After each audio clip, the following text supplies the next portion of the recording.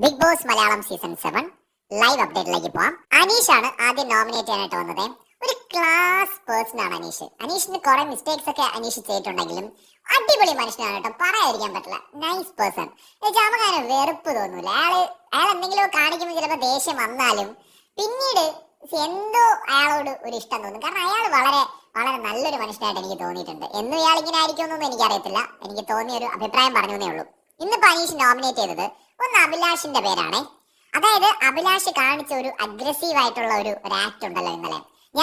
എനിക്ക് തോന്നുന്നു, ഞാൻ വീണ്ടും പറയാം, കുറെ ആൾക്കാര് ഈ ലൈവ് കാണാതെ എപ്പിസോഡ് മാത്രം കാണുന്നവർക്ക് ദയവേത് മനസ്സിലാക്കാൻ നിങ്ങൾക്കത് മനസ്സിലാവില്ല.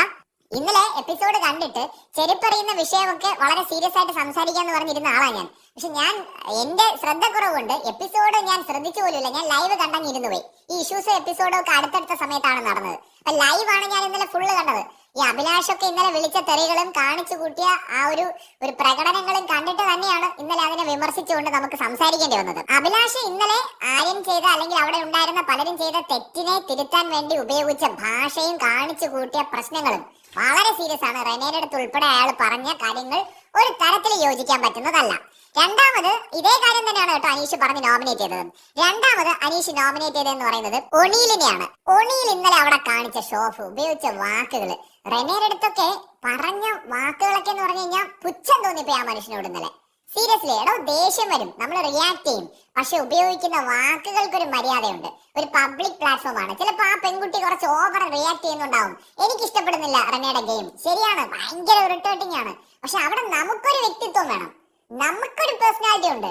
അവരങ്ങനെയാണെങ്കിൽ അതിനേക്കാളും തറയുടെ മേൽ തറയായിട്ടല്ല നമ്മൾ റിയാക്ട് ചെയ്യേണ്ടത്. ഒരു മര്യാദയുണ്ട്.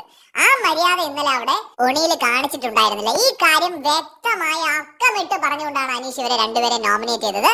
മാത്രമല്ല ആര്യനോട് പറയാൻ ധൈര്യമില്ലാത്തത് കൊണ്ടാണ് ഇവര് രണ്ടുപേരും റെനയുടെ പുറകെ പോയതെന്നുള്ളൊരു സാധനം ഉണ്ടല്ലോ, അത് ഇൻഡയറക്ട്ലി അവിടെ അനീഷ് പറഞ്ഞിട്ടാണ് പോയത്. അതായത് ഇത് ആരാണോ ചെയ്ത് ആ ആളിനോട് പറഞ്ഞില്ല, പകരം റെനയുടെ അടുത്താണ് ചാടിക്കൊണ്ടിരുന്നതെന്ന് അനീഷ് പറഞ്ഞു. അതുകൊണ്ട് നിങ്ങൾ രണ്ടുപേരും ഈ സീസണിൽ മുഴുവൻ ജയിലിൽ കിടക്കേണ്ടവരാണ്. അത് പറ്റൂല, തൽക്കാലം ഈ ആഴ്ച അതുകൊണ്ട് പോയി കിടന്നോ എന്ന് പറഞ്ഞിട്ടാണ് അനീഷ് നോമിനേഷൻ അവസാനിപ്പിച്ചത്.